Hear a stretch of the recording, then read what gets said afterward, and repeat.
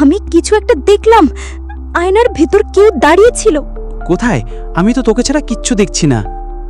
না না না না না, সে আমার দিকে তাকিয়েছিল, চোখ ছিল লাল, খুব লাল। আমি আর পারছি না, আমার মাথা ঘুরছে। আয়নার দিকে তাকাস না, চল এখান থেকে বের হই।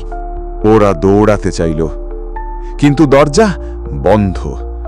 একটা আওয়াজ তখন ঘরের ভেতর থেকেই ভেসে এলো, আমার ঘর কাউকে ছাড়বো না। কে? কি কথা বলছে? সামনে আয়। আয়নায় আছে, আমাদের ছায়ার পিছনে লুকিয়ে আছে। ছায়া? ছায়া কথা বলছে? হঠাৎ লিজা নিজের গলা চেপে ধরল। লিজা, তুই কি করছিস? থাম, নিজেকে ছেড়ে দে লিজা। সে বলছে তুই আমায় ডাকছিলি লিজা, তোকে আমি পেয়েছি। ঘরের চারপাশে শুরু হলো হাহাকার, যেন শত শত মেয়ে কাঁদছে।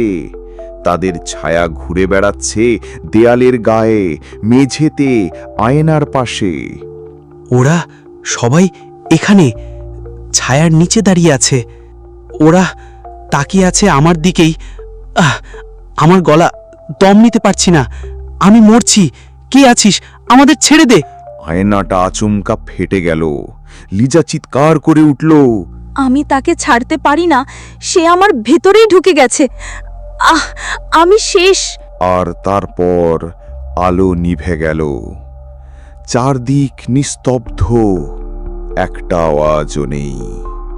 ইমরান আর লিজাকে আর কখনো খুঁজে পাওয়া যায়নি। কিন্তু আজও সেই পুরনো জমিদার বাড়িতে মাঝরাত্রি যদি কেউ আয়নার সামনে দাঁড়ায়, তবে একটা আওয়াজ শোনা যায়, তুই আমায় ডাকছিলি না, এবার আমিও এলাম।